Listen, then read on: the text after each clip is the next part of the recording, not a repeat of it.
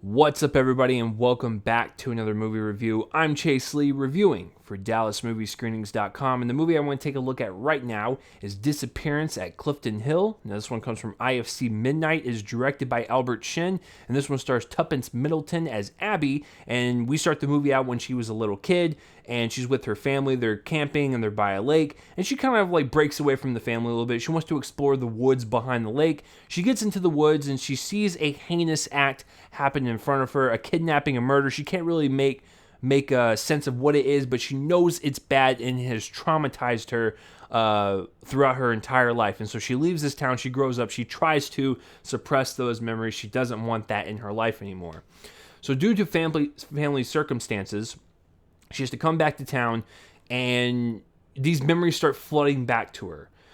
And she can't take it anymore. And she wants to solve this murder or kidnapping or whatever it is, and put her conscience to rest, put it to bed, and so she can move on. So she becomes very obsessed with it, asking for help around the town, her sister, brother-in-law, cops, maybe people that own specific businesses. She just gets really involved with it and tries to solve it. And so we get to join her on this journey to solve it as well. So, going into it, I didn't really expect much. I love myself some murder mysteries. They could be quite fun, just breezy little pieces of entertainment that you watch and you just have a good time with, and you move on with your life, and there's nothing wrong with that.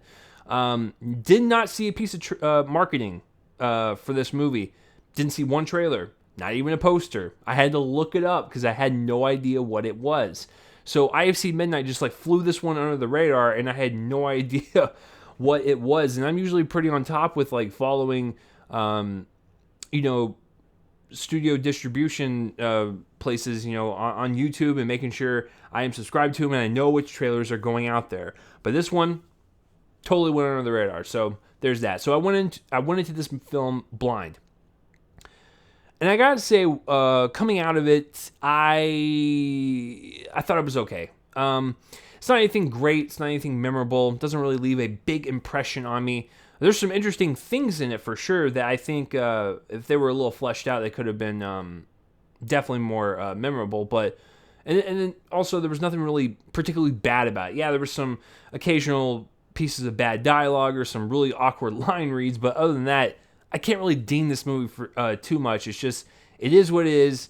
You see it, and then it ends, and then you leave, and then you move on with your life. But I do want to highlight some of the things that were really interesting about it that I really appreciate. But first and foremost, when you're dealing with a murder mystery or anything of this type of genre or subgenre, it's got to be an intriguing mystery. That is what hooks people into these stories. You have to have something that grabs the audience, hooks them in, and you want to follow this character or characters to solve this mystery. Take the bad people down. Find out what's going on. You want answers. And that's where the magic of these type of stories come in. And so when you think about it that way, with this movie, the mystery itself is serviceable. A lot of things you can kind of see coming from a mile away. A lot of stuff that's just kind of bad rich people. Those people that are a little wealthy, they probably have something to do with it. And then by the time it wraps up and they start connecting everything, you're like, okay, I kind of figured that. But yeah, it's very serviceable. It's very straightforward. There's really nothing hard to follow. There wasn't anything in the plot necessarily that was confusing or didn't make any sense. There was a couple things that were thrown in there that was you didn't bring that up earlier in the movie. Why is this important now? You just did this as a red herring to kind of distract us. This was kind of unnecessary. But those couple little instances is not enough to bring down the movie. I just think as an overall piece of murder mystery entertainment, it is fine and serviceable. Now, a couple things I really appreciated about it, especially from the director Albert Chin. First thing, I really like the sense of mood, atmosphere, the setting, environment, whatever you want to call it. I loved the little town that it was in. Everything just really felt palpable and real. The motel, theaters, diners, these giant mansions, little houses.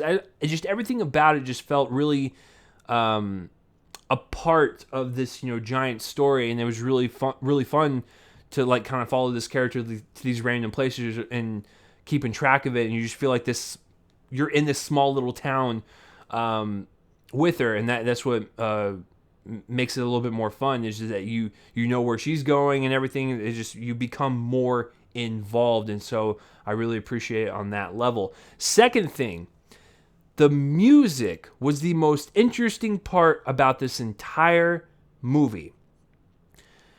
So I don't know what to make of it, and I feel really weird saying that, because in some cases it played out like a neo-noir. Just kind of like, very calming, like jazz, trumpets, saxophone type of feel, and it makes you feel like you're watching a neo-noir. And then you would get to like some of the crazy experimental stuff that's disorienting, it's confusing, and it really makes your mind boggle as like these characters are finding revealing information. That type of music would play to purposely make you feel unsettled and uneasy, and I totally got that. And then there was a third piece of music that would be just like kind of just average, like just under, like music that's just underbedded into the scene but doesn't really have any purpose.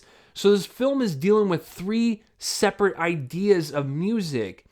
And what's fun, I'm gonna sound weird saying this, but what's funny enough is I actually really liked the disorienting stuff and the kind of neo-noir, route they were going for, but I'm not really sure if it meshed well together. A bunch of ideas were presented, but it just never came together for me. But it's just so weird because the music is very prominent in the film. They make you want to hear that. Like it is louder than most of the things in the scene, but it's not overly bearing to where you can't hear the dialogue. But it's very apparent, and they want you to hear it. So it disappoints me because it was probably my favorite aspect about the film, but it seemed like it was just confusing kind of routes they wanted to go with it, and they just didn't stick to one, but they had to showcase all of them.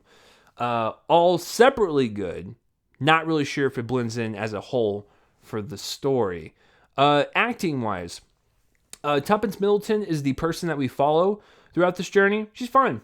Really nothing against her.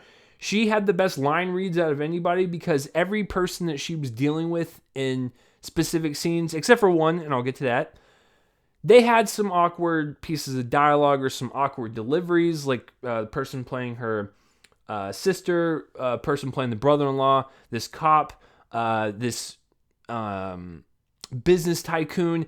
All of them had specific moments where like they looked a little weaker than her, but she always kept a consistent performance throughout the entire thing, and she made the movie worthwhile to watch. So I will give her that. The one person who is actually good is David Cronenberg, the gentleman that directs movies. And I might be ignorant. I haven't looked into his filmography. I don't know if he acts, but this is the first time I've ever seen him in front of the camera, and he was cool. He kind of had he played that like old townie that's been there for so long, and he has a true crime podcast that he does, and I'm like, that actually like fits his voice and it fits his personality. Like everything about his character, very kind of reserved and kind of weird, but also intriguing at the same time. Like he had fun with this role. And I really liked that because it showed me a different side to Cronenberg that I've never seen before. But I appreciate his effort nonetheless. He was a welcomed addition to this. Cinematography-wise, there's really nothing to write home about. There's a couple shots that really capture this kind of mood and atmosphere, this horrific, kind of unsettling, energy to it. But that was just a couple of shots. Other than that, it's fine. It's an hour and 40 minutes. It kind of flies by. That's really it. There's just not much to go on. But the most interesting part was, one, casting David Cronenberg, and two, the music. I wish they would have kind of honed in on something, and the score could have been really something special. But I was going to give this movie a C, but I think there's enough, cool elements that I'm willing to, go up a half a grade with it. So I'm going to give Disappearance at Clifton Hill a C+.